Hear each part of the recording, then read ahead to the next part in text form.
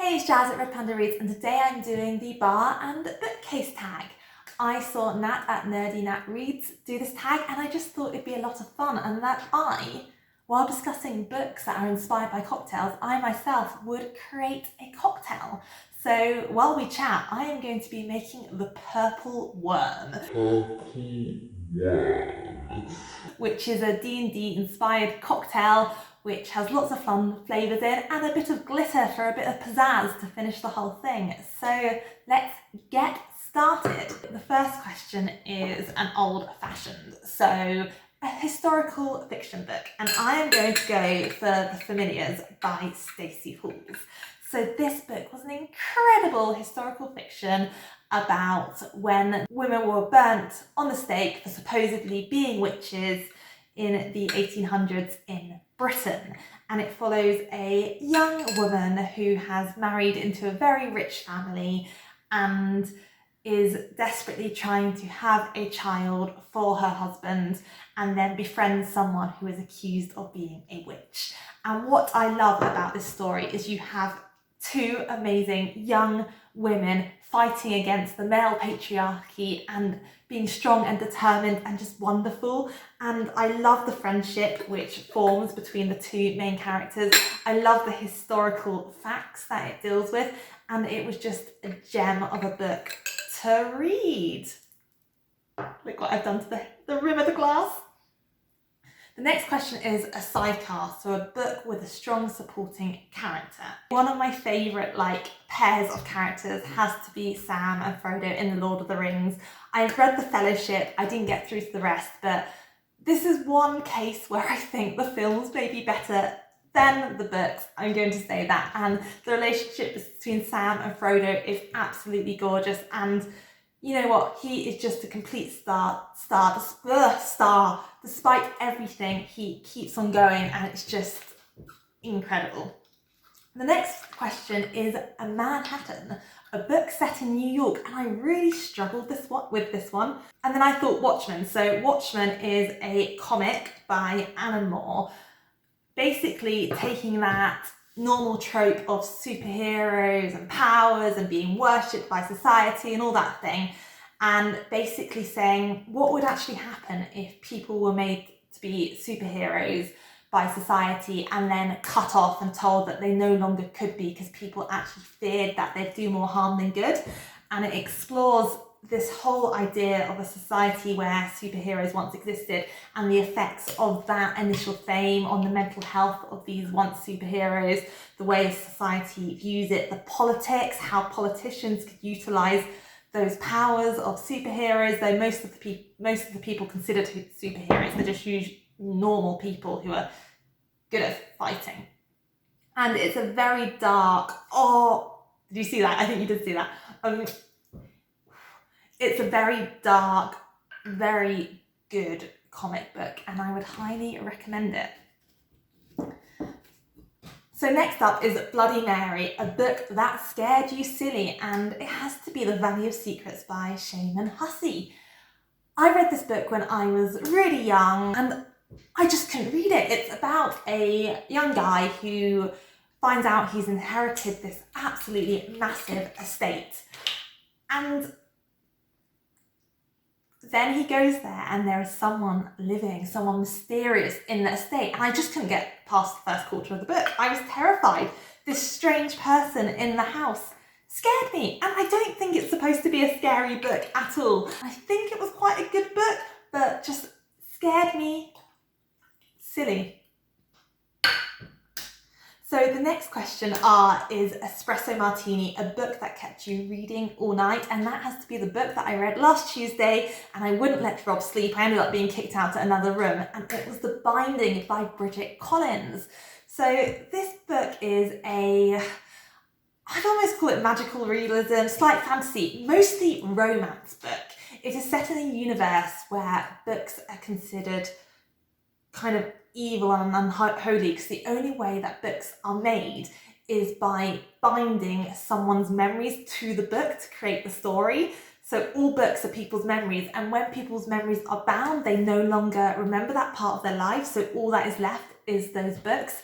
And it follows a young guy who has had some sort of mysterious episode that you don't really know anything about, and he ends up becoming and being taught to be a binder. And then of course there is this whole fabulous romance.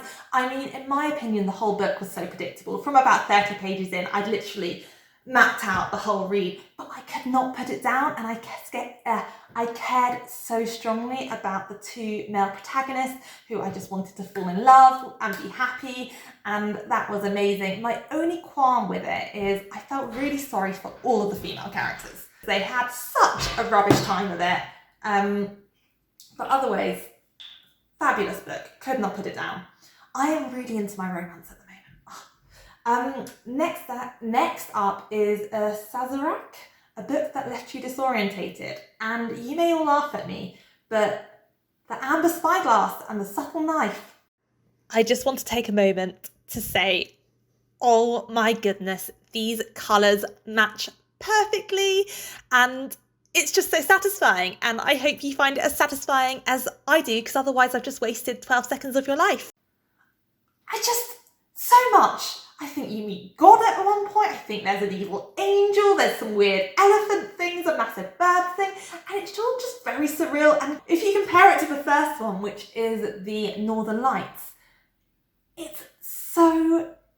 Northern Lights is like a fun children's story with a bit of magic, some awesome armoured bears, just fabulous. And then it just gets so weird and strange, and I just get a little bit lost, and I think I need to go back to them because they are supposed to be amazing. But that is the trilogy by Philip Pullman, and I just get disorientated. Long Island Iced Tea, a book that is doing too much. So I've realised recently that I struggle a little bit with books that are trying to be two different genres.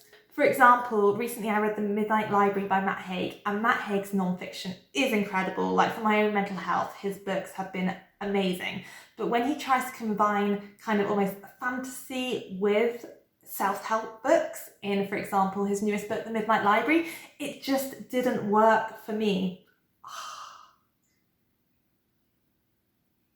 Oh no, I'm supposed to mix it all together. Will we use a spoon to mix it?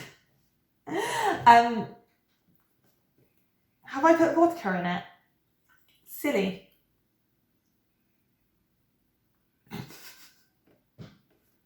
We'll just keep on going.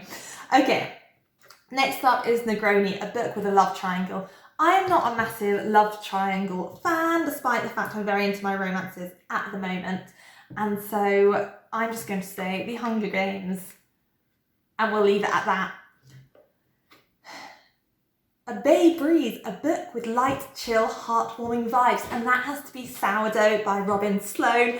Oh my goodness, this book will make you want to bake bread, it will make you want to hug all the characters, it will make you want to go, screw the thing I don't enjoy, I'm going to do something that I love and I'm passionate about and care. Add a bit of like sci-fi mystical bread, and then you've got Sourdough in a nutshell. It is a story about a young girl who decides to leave her job coding to bake sourdough bread, and her sourdough is something special. And it goes a little bit mad, and I would really, really recommend it. Next up, Dark and Stormy, a book that's dark and thrilling and menacing. And I'm going to go for a translated book that I have read. I know, shocker, I'm really trying to improve my palette at the moment in terms of reading translated books. But that's The Shadow of the Wind by Carlos Ruiz Zafón.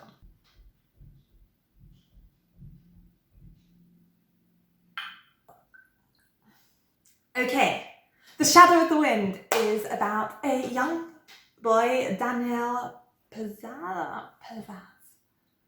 It's about a young boy named Daniel who works in a bookshop, and his father, when he is young, takes him to the place of forgotten books, and he picks up a book and he finds out that this book by Carrick's is one of the only books still by the author, because someone has been going around and burning the books.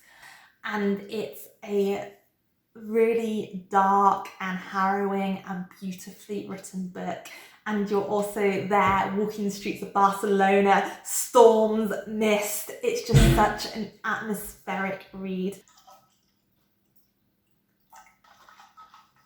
So last off is a classic book, and I'm going to go for my favourite classic, which I adored studying when I was in sixth form, and that is Frankenstein by Mary Shelley, which is a science fiction book about Frankenstein, who creates a being out of dead bodies and then abandons said being because he is terrified by the monstrosity he's built. And then of course it looks at the effects. Oh, you can't see. And then of course it looks at the effects of being abandoned and being shunned for his appearance on the creature's life. And it's a heartbreaking, beautiful, sinister book, and I love it. So now for the fun. I think as I've made a purple worm, I am going to do my own question. So let's say a book with a fantasy creature in it that you wouldn't want to mess with. And I am going to say Fenestra from Nevermore, who is a Magnificat, because Nevermore is a fabulous middle grade fantasy book where there is a young girl who's brought up being told she's going to be cursed and killed on her 11th birthday.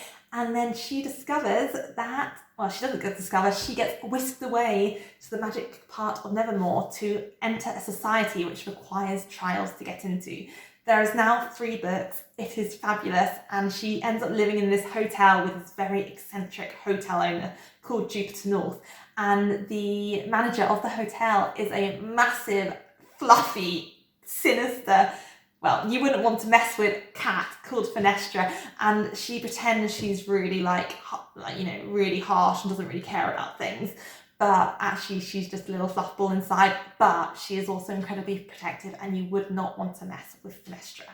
So that is it. This is my purple worm, and before I drink it, let's do the shimmer, which is the fun bit. Honestly, guys, if you've got this far with me trying to desperately multitask, this is worth it. For all of this, the whole thing, it's going to be worth it. Okay. Will it show up on camera? Okay. Oh no.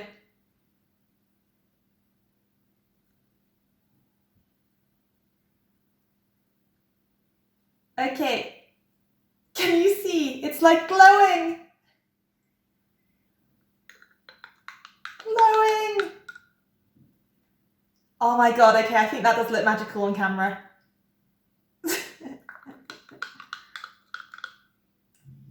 This is a purple worm. So, cheers everyone. I hope you enjoyed this. I am now going to enjoy this on midday on a Sunday afternoon. Because yes, that's what I've done with my Sunday. Have a wonderful week, and thank you very much for tuning in, and I will see you very, very soon. Next video is probably going to be a board game video, so see you soon. Bye-bye. Okay, it's good. It's just the sugar.